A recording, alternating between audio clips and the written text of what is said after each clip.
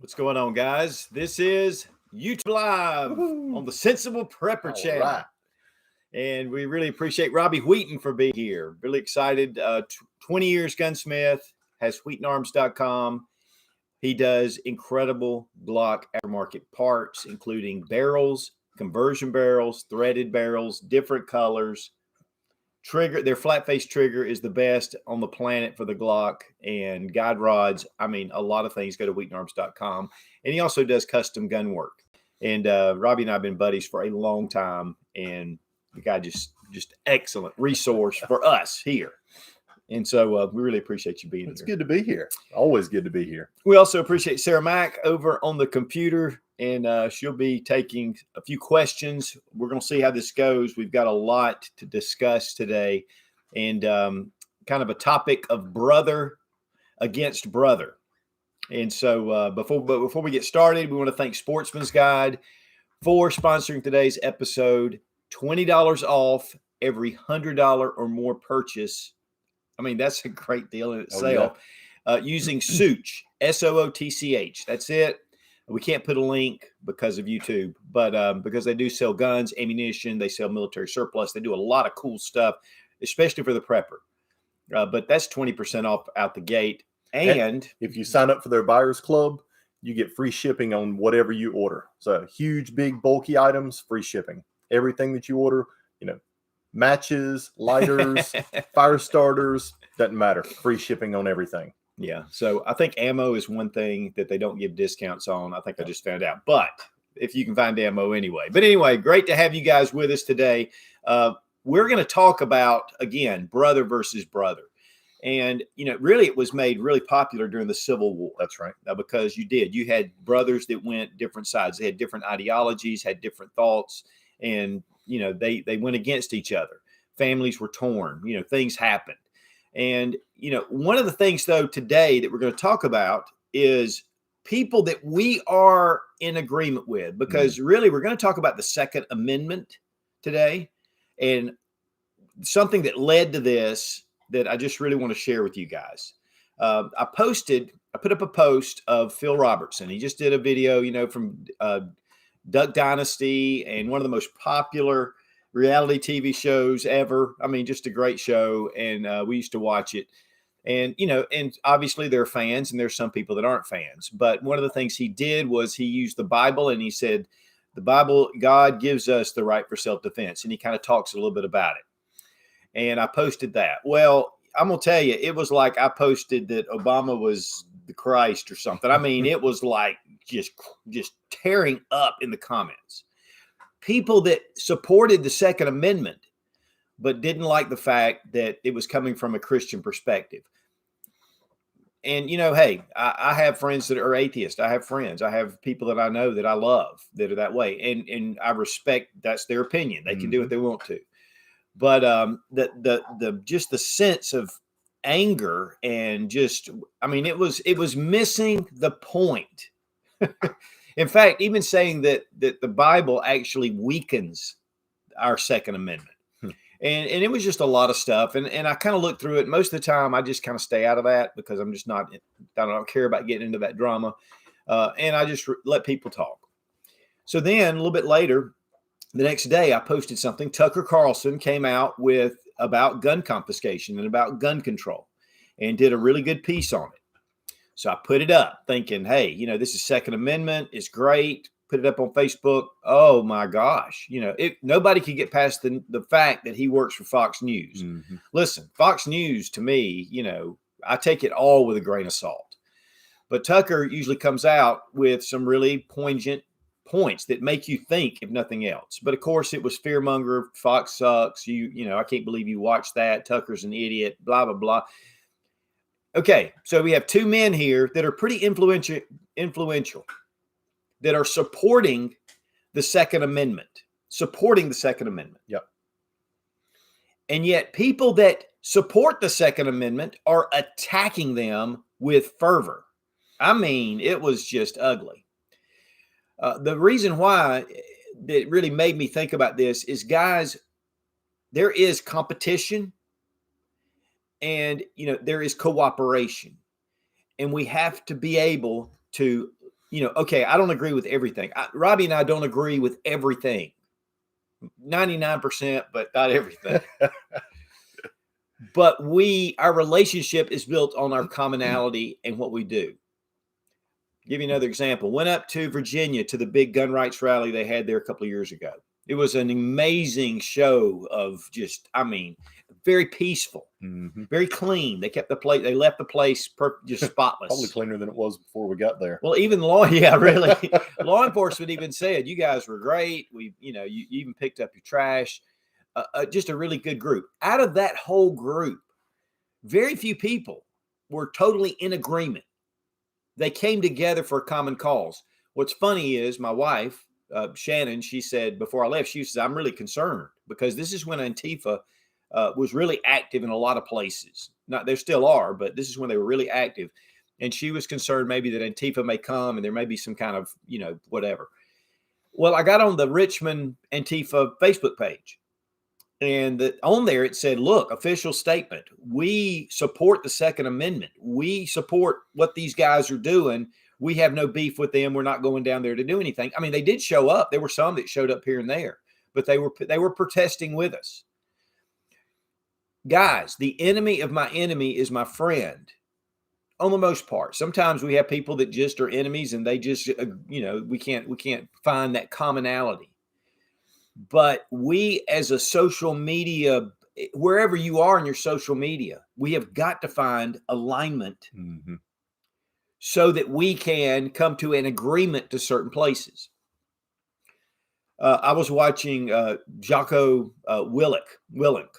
He was a former Navy SEAL, incredible mind. The guy is just brilliant. I read his book. In fact, I found him through Extreme Ownership. It's a book. I highly recommend it. It's a business book based on principles that the Navy SEALs used. It is a phenomenal book. Goes through a lot of things that happened in Iraq with the SEALs and relates it to business. It is incredible. He has a podcast. He does YouTube, and it's somebody that I do follow because he challenges a lot of the ways I think.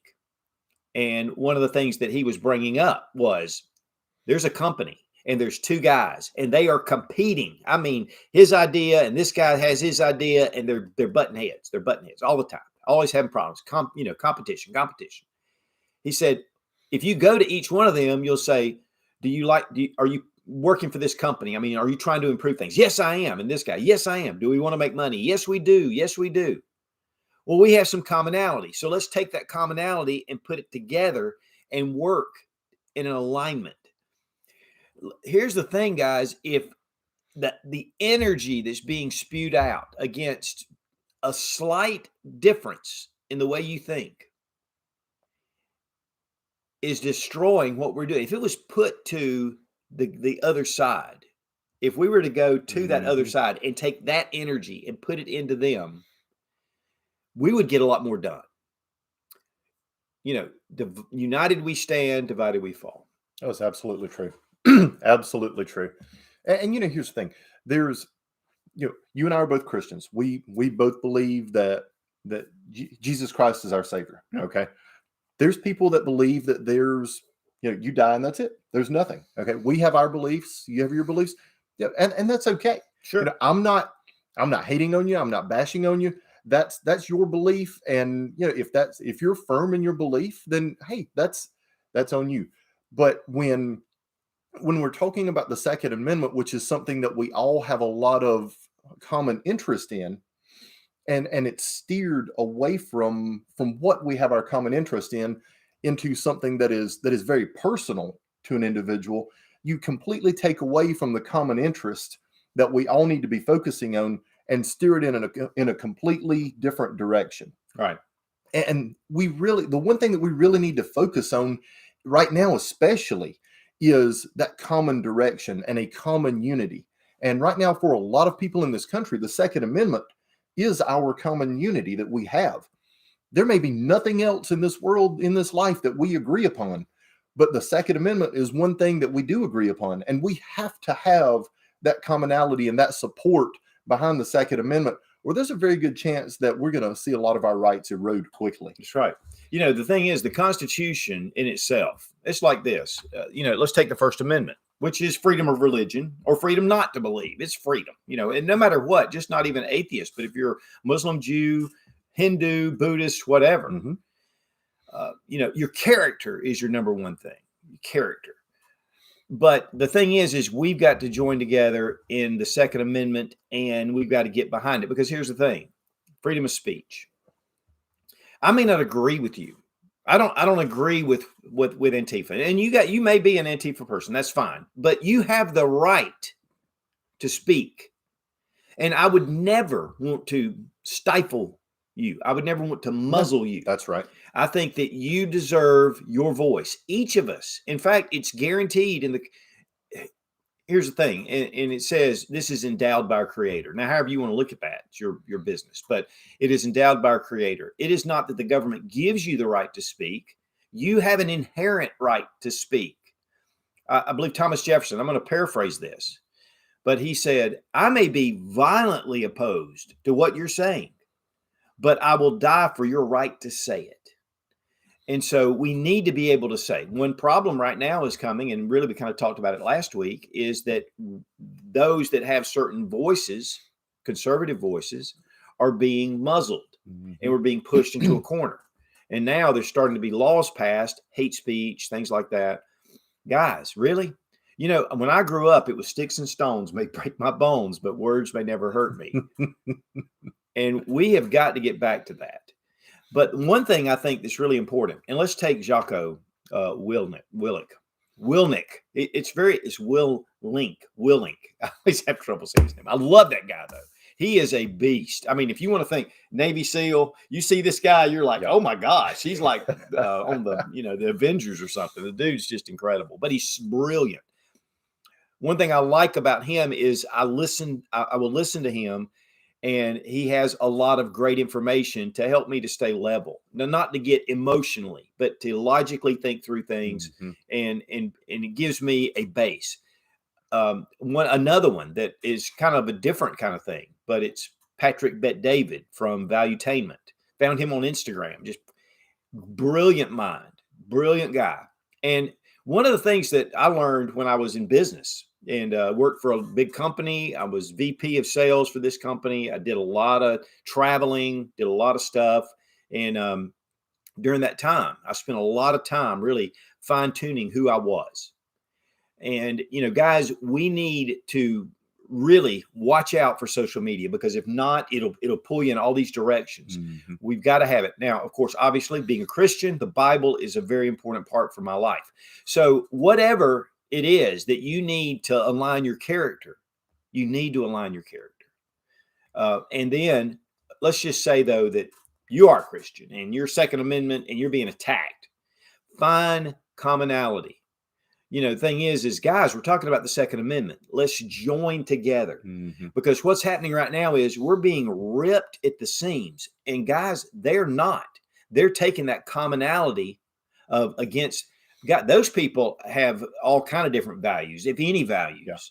And yet they have this forefront of just coming forward against the Second Amendment. Self-defense is it's listed in the Constitution, but it is a basic human right. Self-defense. Now, let's talk a little bit about some statistics. 2019. These are just what I got. Firearm deaths, homicides. Let's see. I've got the numbers written down. It's 6,338 by handgun. Rifle, 364. That's all rifles. Yep. That's not including assault. That's including assault rifles, but that's including hunting rifles or 30-30 or whatever. All rifles. We go to knives. Let's see. Knives are 1,496. Hands and feet, 600. There are more hand and foot causes of death for people beating somebody than using an AR-15. Then rifles and shotguns combined. Yes, rifles and shotguns. Shotguns are 200. Yep. 200. And there's blunt objects and there's other things. Okay, so if we're really looking at gun violence, then we should really be looking at handguns. Now, handguns are regulated a Mhm. little bit more. They are. And, but honestly, handguns. Okay. Then again, we're looking at death, homicide. Knives far surpass rifles and rifles, Yeah. all rifles. 2.5 times more than handguns. But this is one figure you will not hear on CNN, on NBC, on Fox, for that matter, probably, is that mass shootings account for 0.2%. 0.2% of deaths. Okay, now, this is my point. If we're really looking at gun violence, obviously, handguns are at the top of the list. But they're not saying that. But one thing they're going to do is they take away our rifles. Mm-hmm. Oh, look at handguns. They take away handguns. Oh, look at knives. Take away knives. Oh, look at hands and feet. And I'll tell you, in China right now, if someone comes up to you and says, "Give me your purse," you have to give it to them. Now, if you're a man wearing a purse, shame on you. But, you're wearing your purse. Okay. Or they take your billfold, they take your watch, or they rob you. What's wrong with a purse? Well, I know you wear one, but it didn't go with my outfit. But the thing is, you cannot resist them. You can't resist them, because if you resist, they will arrest you for fighting. And we've seen some outlying things about, like, if somebody breaks in your home, well, they're not trying to kill you, so you just let them take it. Guys, it goes down this slope to where you have no ability to protect yourself or your family, which is the most important. And it's a slope that we go down. So we have to make a stand, a serious stand. Yep. And the fact is we can't get into it. Now, here's the other side of it. And this is even more telling. Out of all the gun deaths, I think there were 38,000 or somewhere around there. Is that right? About 38,000. 61% of gun deaths are from suicide. Guys, that includes those numbers we're looking at. 61% are suicide. Only 35% are homicide. And then there's accidental and unintentional and, legal intervention that carry out those other percentages. Really, law enforcement deaths on the list of homicides is infinitesimal. It's 1% compared to the whole. So why are we focused on those little numbers? Why? And you got to ask yourself, why? And you also got to ask yourself, do you feel lucky? Because you're going to need luck. When you start looking at the real numbers with what, the number of homicides versus the number of overall deaths, it really leads you to think that there's an ulterior motive to restricting your rights to self-defense. Right.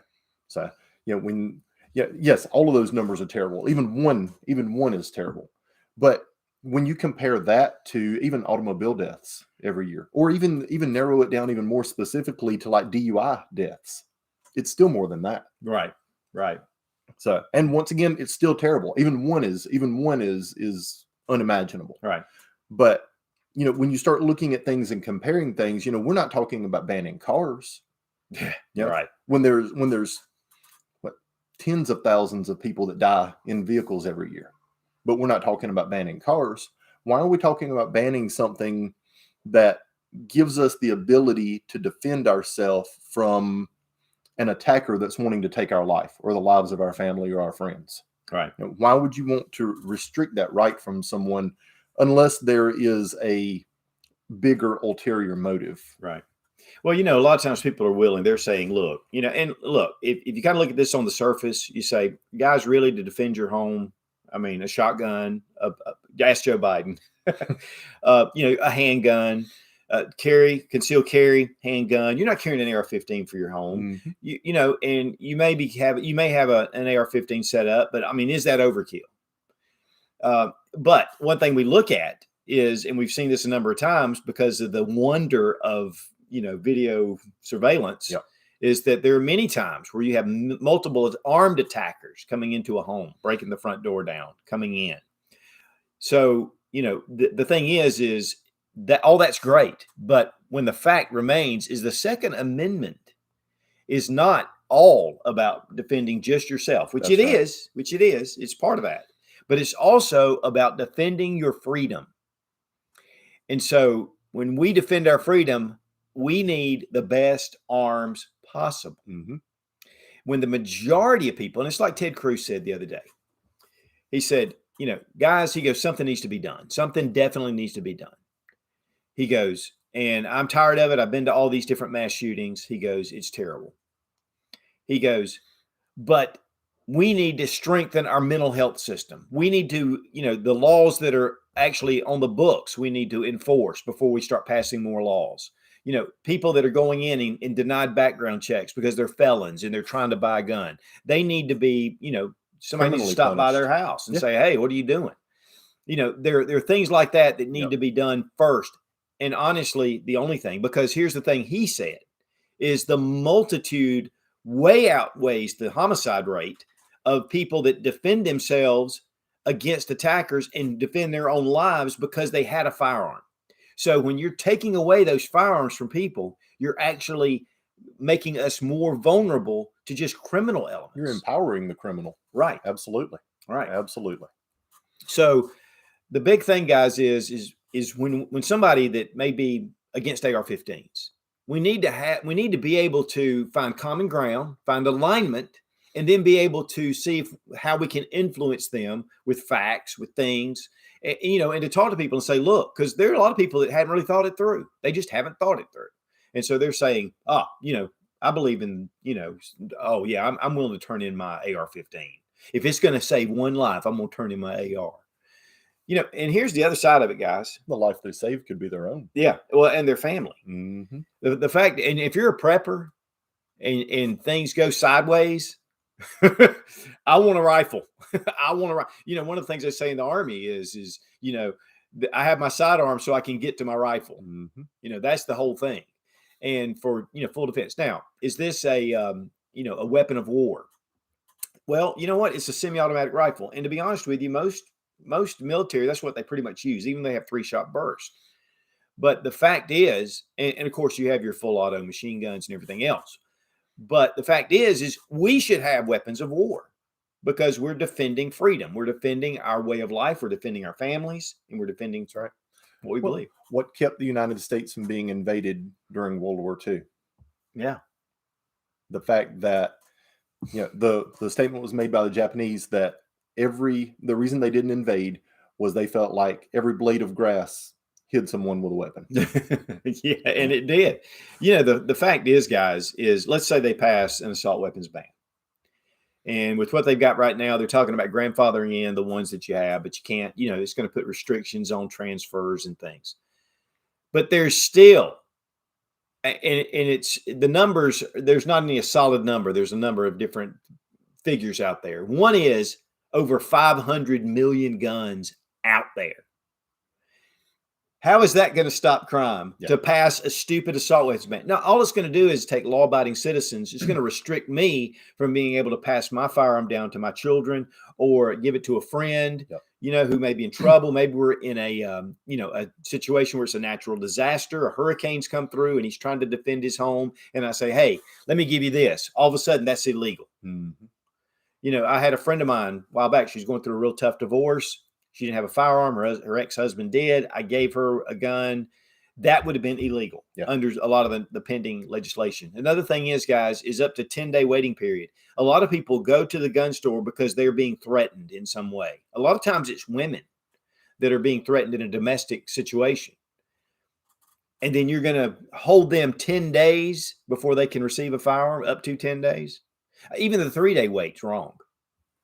If someone is capable of buying a firearm and they have they're not a violent felon, and that's another thing that I have a pet peeve about.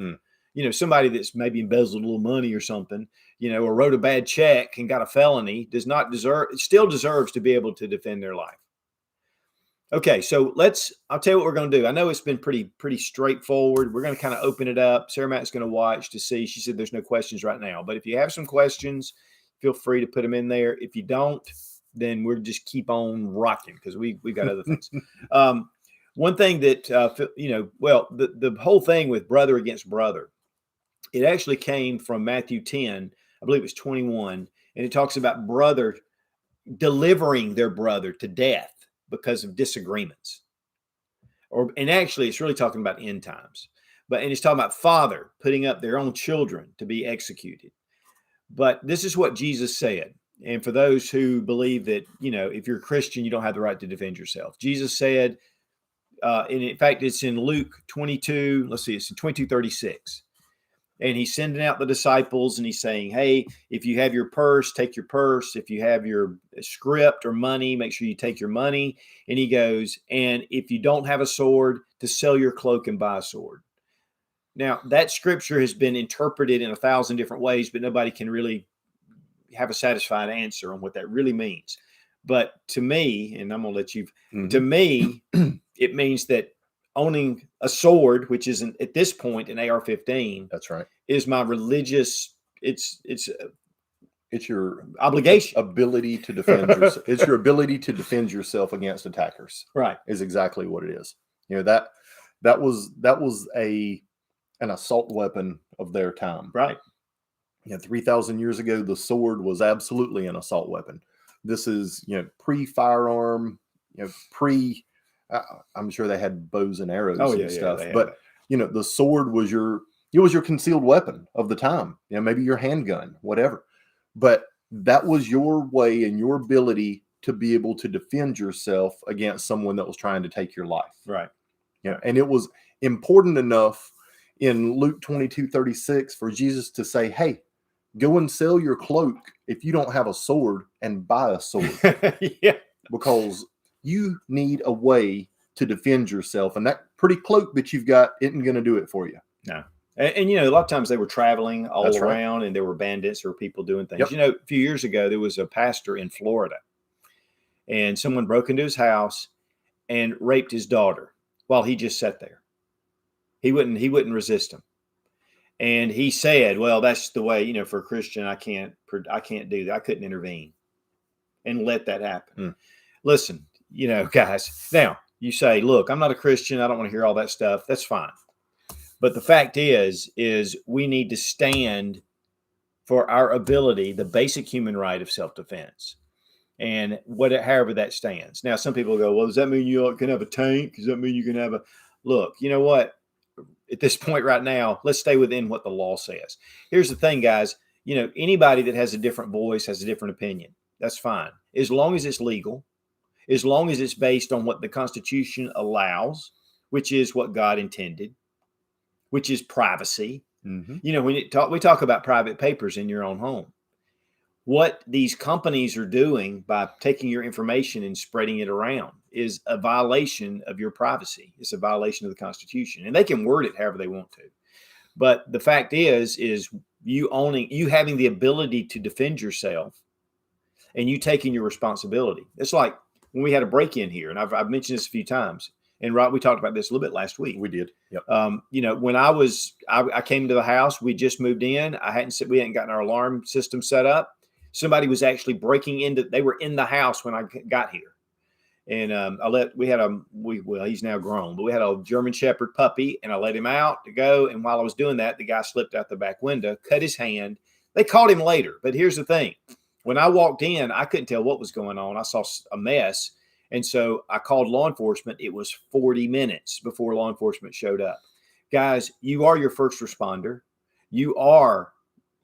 You have responsibility to defend yourself. And if I had my family there, Robbie had the same situation. Yep. A couple of different times. Yeah. You did. Yeah. One time guy breaking into his wife's car, which he was 47 minutes. Yeah. Waiting on law enforcement. Yep. He had him at gunpoint on the ground. Second time he had a guy trying to steal a trailer right there at his house during broad daylight. He came out and he used his knee as a battering ram. Robbie said his knee hurt for 2 days. I thought that poor guy, but he was all drugged out. So I'm just going to kind of leave it there. If you guys have some questions, you have some things, and I know this is kind of a hard one to maybe do, but I guess here's the message I guess I want to put out there. For you guys that deviate, if someone is supporting the Second Amendment, let's find some alignment. And, when you're in the comments, you're doing things, let's find some alignment. We need to heal. We need to join together because we have got to protect our right to own firearms. Yep. And that's the thing. You may not agree with Fox News. There's a lot of us that don't. Yeah. You may not agree with everything Tucker Carlson says. You may not agree with everything that Phil Robertson says. And many other people out there, you may not agree with what they say. But we have to find that commonality. And right now, the Second Amendment is our commonality, a common goal of all of us that we don't want to lose. Right. And we have to make sure that we're staying focused on what's really important and not allowing others to sway our opinion and sway our decision on what's important off of something else that may be trivial. Yeah. I'll tell you, if Kamala Harris came out and said, you know what, I've changed my mind, I support the Second Amendment, I'm not going to go, well, that piece of crap, blah, blah, blah. No, I'm going to say, thank God, and let's work together where we can. Yes. And like we had talked about last week as well, there are literally tens of thousands of gun laws on the books, federal, state, local gun laws. None of those no law is going to prevent someone from committing a violent crime if that person has it in their mind that they're going to prevent that they're going to commit that violent crime. You can take away one tool that they may use. You take away the handguns. Okay, so they use a rifle. You take away the rifle, they use a shotgun. You take away the shotgun, they use a knife. You take away the knives, they use a bat. You take away the bats, maybe they use a car or a rock. That's right. I mean, how you going to ban rocks? And that's what's happening in England right now. I mean, they are trying to ban knives. Okay, we got some questions. Sam Wilson asked, should we keep buying? I want to keep buying rifles, but don't want to spend all my money to have them taken away. Well, at this point right now, what they're talking about grandfathering them in. And I will say this, if you don't have a rifle or you want to buy an extra rifle, there's something you want, I would buy it now before I'd wait. Because here's the thing, guys, and I watched this with the first assault weapons ban. Yep. All these guns, when it was inexpensive actually to buy, and then afterwards, I bought a HK G3. It was a 91, HK 91. Bought it for $800. Right before, it was right when the ban hit. The guy goes, hey, look, you want to buy it? I said, yeah, man, I'll buy it. I sold it a few weeks later because I got nervous about it. I was like, well, they're going to probably ban them. It's being stupid. And I sold it for $1,400. He turned around the next day and sold it for $3,400. Now that gun, because it's an import and you can't get them, it's worth $10,000. I saw one a while back. I was like, dang. Now, with them grandfathering them in, you're going to be able to keep them. So, if here's passes. The thing, and I don't want to get into, I'm not going to comply and all that because I'm sitting here on live. But, there's a lot of things there that have other options. But yes, I believe that honestly, it's a great investment. Absolutely. And I'll give you another perfect example of that. Machine guns. All right. May the 19th of 1986, machine guns were banned from manufacture and sale on the civilian market. Everything that was made prior to that was grandfathered in. You could keep it. You could sell it. You could trade it, do whatever with it. In the last 30 years, AR-15, which May the 18th of 1986, you could have bought for about M16 and AR-15. There were a lot of them that were converted as well. Oh, right. But you could buy those May the 18th of 1986. You could buy those for $650, $700 for an AR-15. You will not find an AR-15 or an M16 right now today for under $25,000. That's a machine gun and transferable. So absolutely, I would look at it as an investment. I would look at it as a long-term investment. I bought 2 more last week just because, the opportunity was there. Right. And he's a class 3 dealer. Well, those are just regular AR-15s. Oh, okay. Okay. But yeah, I guess I should clarify that. Yeah, just regular AR-15s. I picked up a couple more last week, and if I run across a deal on them, I'll pick up more this week. Just because at this point, 1, I'm looking at it as a long-term investment, and 2, I like them. Well, and 3, The Second Amendment. Yes. Okay, sis. Hillbilly Nitro USA says, Sensible Prepper, what's your thoughts on these leftist polls saying 90% of Americans support common sense gun control? That's BS. It's total BS, and we know it. We all know it. And the thing is, this is the bottom line, and this is the thing about our elected officials, and really what the way it was set up is that you bring somebody out of your community that you respect, that has character, that's going to make wise decisions, is going to make right decisions, and they go and represent you. Not because you're going to call them up and go, I want this, I want that, but because of their character, they're just going to vote the way they're supposed to vote. They're going to look and they're going to say, this is right, this is not, they have a level head. Unfortunately, now we have all these politicians up there that are looking at polls and they're saying, well, am I popular? Is this the right way to go? Instead of their freaking character and who they really are. And so that's a big problem. D. Wade says, what do you think the next 20 years will look like? After the past 2 years, I have no freaking idea. Yeah. I mean, and honestly, guys, the fact is this whole push against ARs is a push for control. Mm-hmm. Because one thing about the U.S. is we're one of the last bastions of freedom for firearms in the world. And most of the violence actually occurs in some of these inner cities. Yeah. Most of the violence doesn't happen in the communities. I mean, it happens because there's 350 million people here, but an overwhelming amount happen in those small areas that are already lawbreakers, most of them are felons. Most of them have been in and out of drug problems and everything else. And so, the fact is it's a push for a global, for having a global world. Yeah. And because of the U.S. being able to stand against that, they don't like it. So they're doing everything they can to stop that. Well, and what's the old rule of thumb? 90% of the crime is committed by 10% of the criminals. Right. And that generally holds pretty true. If you look at the majority of your violent crime, it's about the same 10% of people that commit those violent crimes. Right. That's right. Echoes Valor says, one question, what in your opinion would be the tipping point of the government going too far that would incite either resistance or some type of rebellion, or is the U.S. just not capable of rebellion? It's funny because, that's a tough one to answer. But one thing that a buddy of mine told me years ago that actually worked for the CIA, he said, and this is when the first assault weapons ban was going on, a lot of people getting fired up.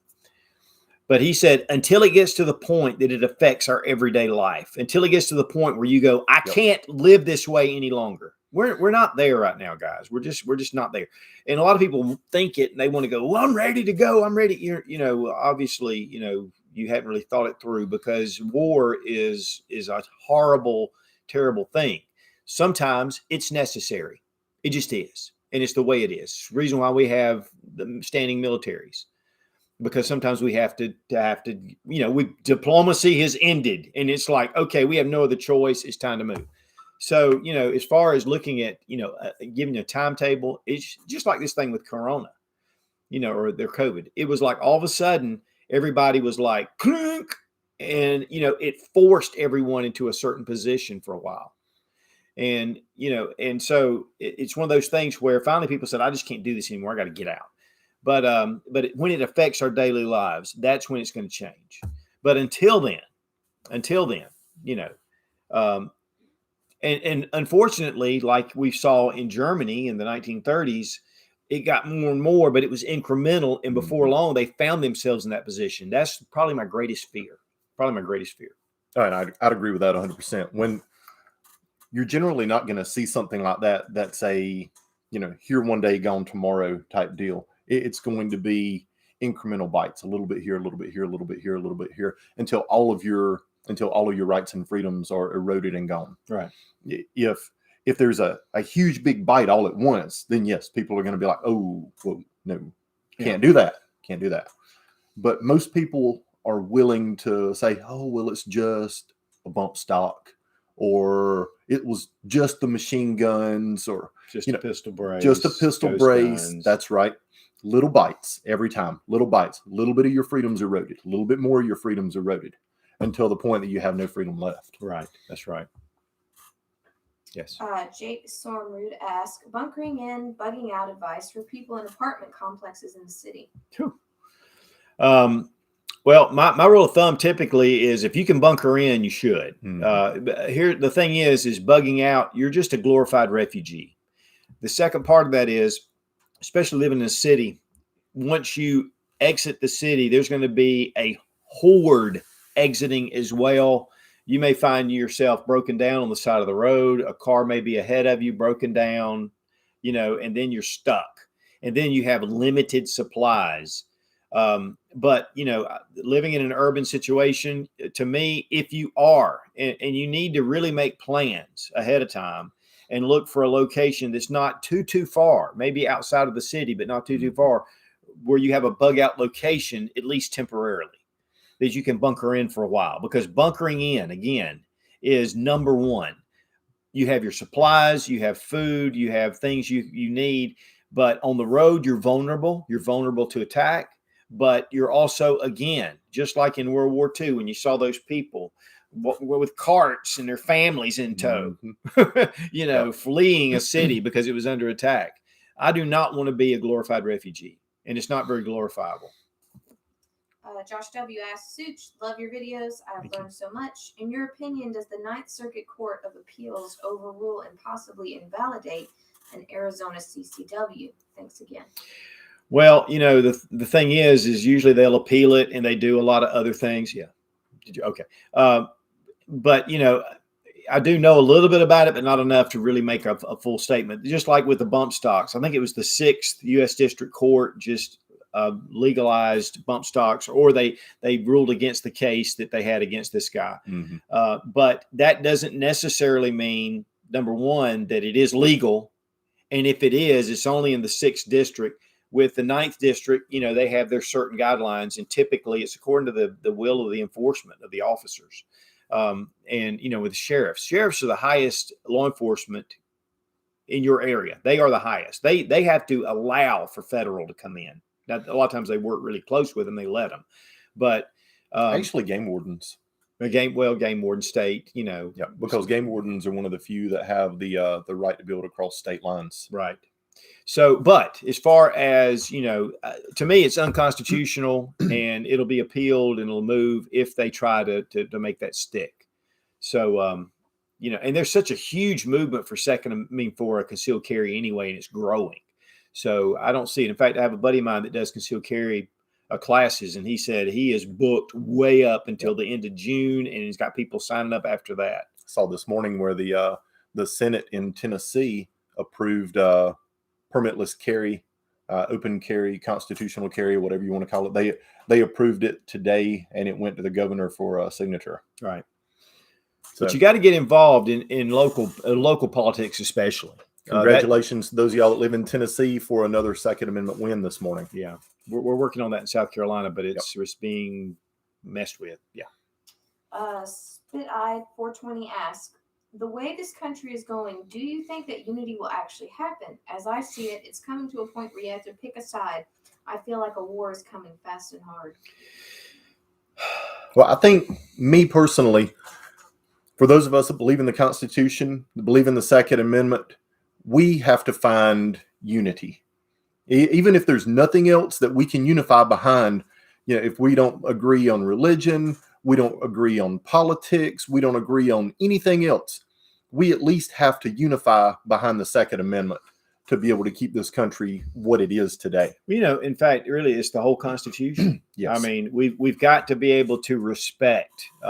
There's a store right close to us, and they're Muslims, and they're really good people. We go into that store and buy things, and they're very friendly. They're very nice. And you know what? I don't want to restrict what they did. That's their business. That's their job. I mean, that's who they are. But even though we may disagree on our religions, as long as they are following the law, and as long as we give them freedom of speech, if they let us exercise our freedom of speech and our right to own a gun and our right, all the different rights, the states' rights, all those things, we can disagree and still be under the Constitution. That's why it's worked for so long. The problem is we have people wanting to change the Constitution. So what that means is they want to take away your rights. It seems like one party in particular is really hell-bent on taking away your rights through law, through the courts, through whatever. Coming up with hate speech and safe spaces and all this bull crap. It goes against the Constitution, and it should be ruled unconstitutional, because you should be able, as a college student, to walk in and in an open forum be able to speak your mind. Mm-hmm. You should be able to, whether it's for good or bad. So, the thing is if we could get back to the Constitution and adhere to that, and if the Supreme Court would do its job. But as far as, because for me, I am a capitalist. I believe in a limited constitutional republic, a representative republic. That's why I say, long live the republic. People go, what, are you a Star Wars fan? Well, yeah, I am, but that's not what I'm talking about. I'm not Yoda, and I'm not saying that this is a republic. The thing about a republic is its rule of law.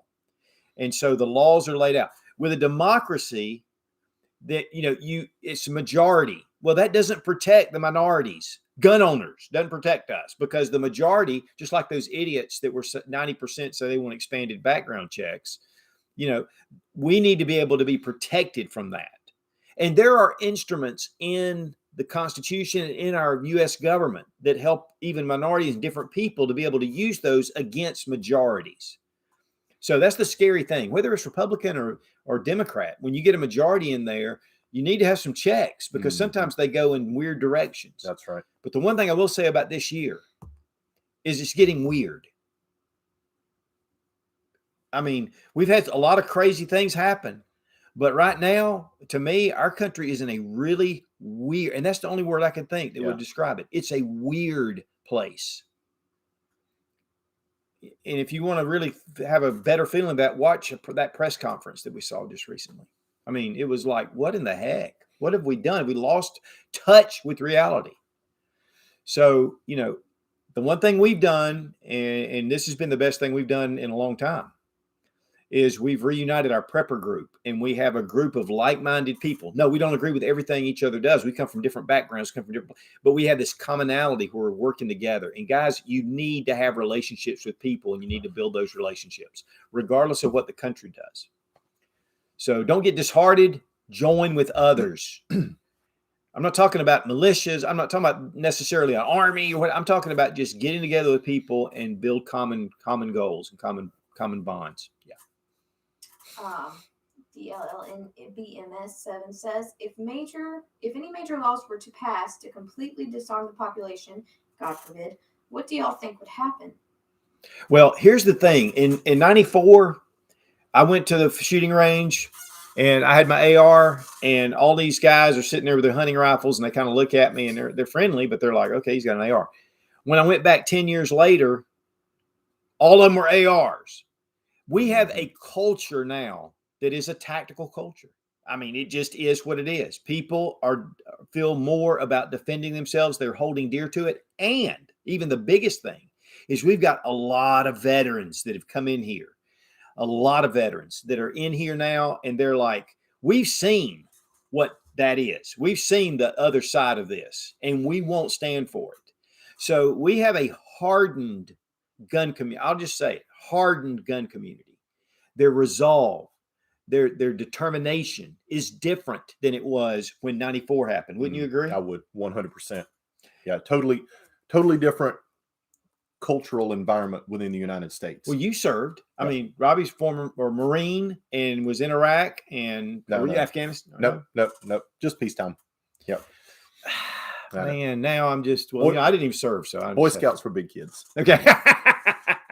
But the fact is, we do have a different mindset than what we did before. Absolutely. I'd agree with that 100%.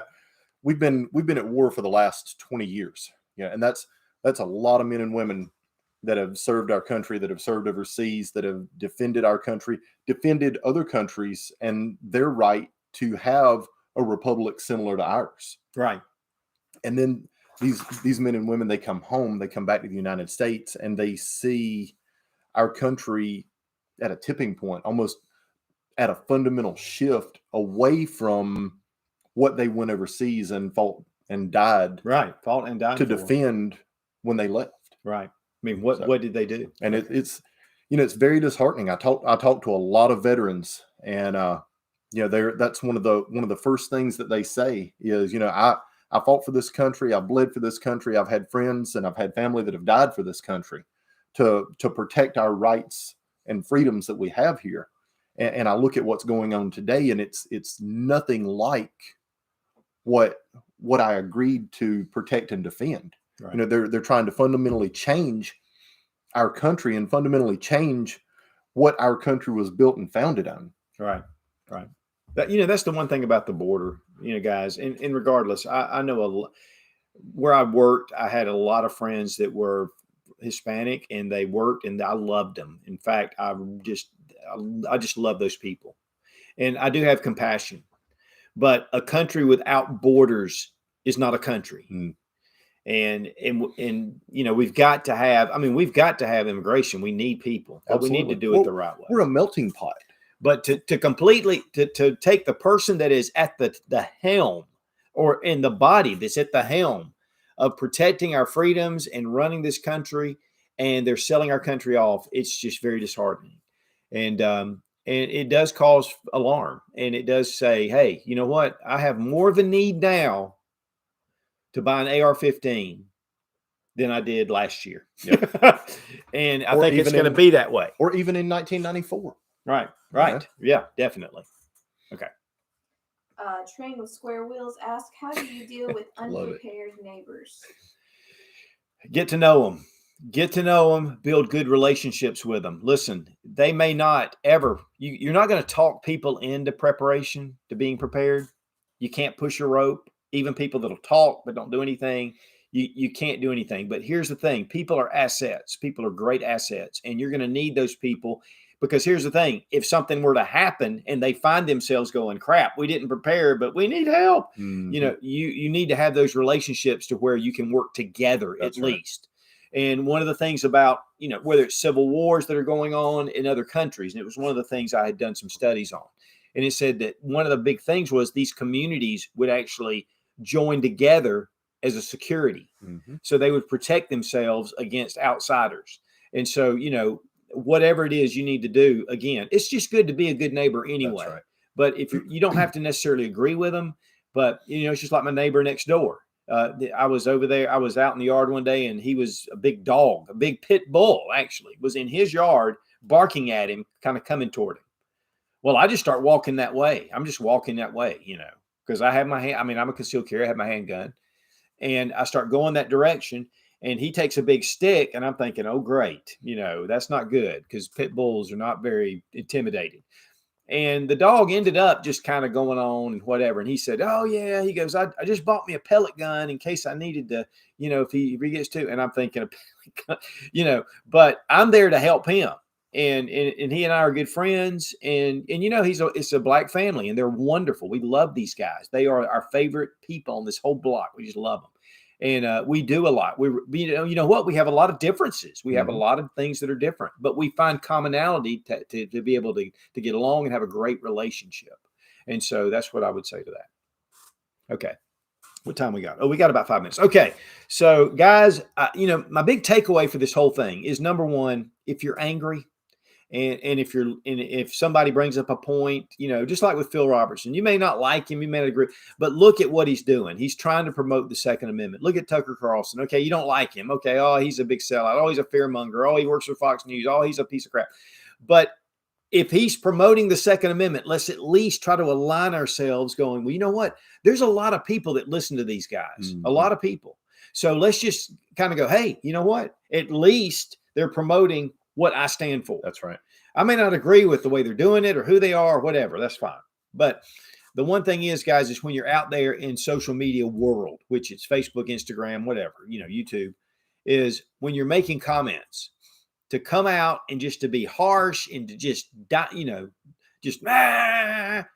not doing anything. You're not helping someone. You're just causing argument and strife. And we need to kind of work together. Yeah, there's some comments that come up sometimes that you have to stand against. I agree with that. But please do it with respect.